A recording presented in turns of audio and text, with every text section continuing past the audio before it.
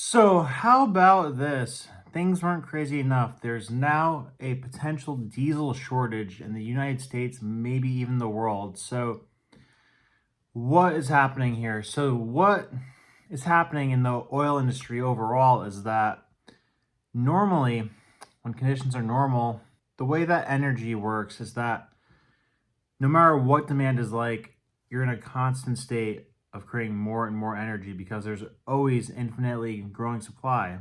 That's just how the economy works. There's never really a contraction of energy demand, a slight contraction in a recession, but never in production.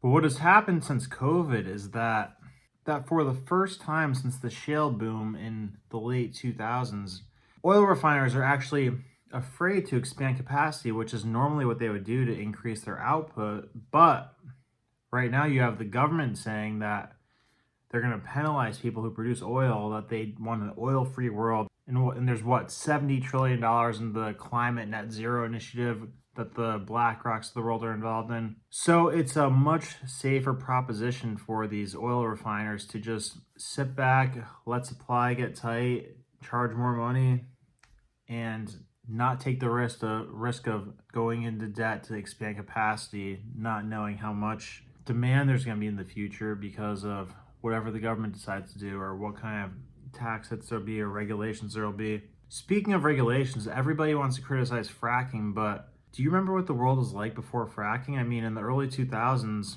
there was a coup in Venezuela, we went to war in Iraq, and those are, boom, two of our biggest resources for oil just cut off the table like that. Now, and look what happened to oil production in the United States after fracking became a thing that people actually applied. I mean, it was not necessarily a new concept, but a few different methods that were put together, and they basically put water into rock and extract oil that's trapped in the rock. A bit more complicated than that, but here's a picture of it to simplify it. Now, this makes it easier because this oil is very close to the surface. You don't need to drill all the way down to the world or go on the deep water rigs. Now look at this chart. Since we started doing that, boom, we went from completely oil dependent on other countries to the number one producer of oil in the world. But today, fracking is enemy number one, and we've probably hit peak fracking output because of what I just mentioned. These oil companies are not expanding capacity because they're afraid of this uncertainty around government actions in the future. So where does that leave us? Well, over 2/3 of our oil in the last decade or two has come from fracking. Now, that's why I say that we probably have already seen peak cheap oil.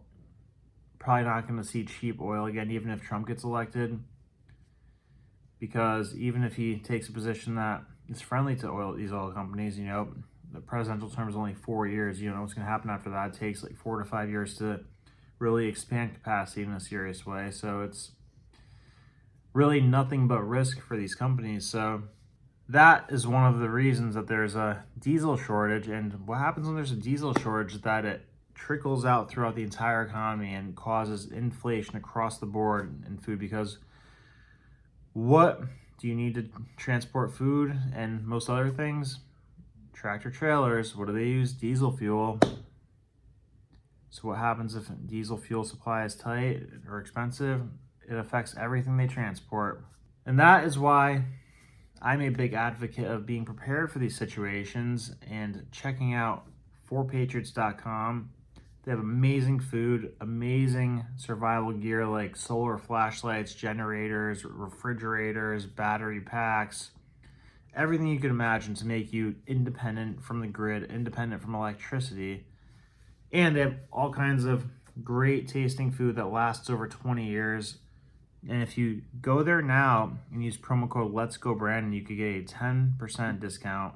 Again, that's promo code Let's Go Brandon at 4patriots.com. Don't wait until it's too late. Another big thing that is worth mentioning is that there's this concept called a commodity supercycle. Now, that's basically when we head into times of conflict and commodity supply gets tight, and boom, look at this chart.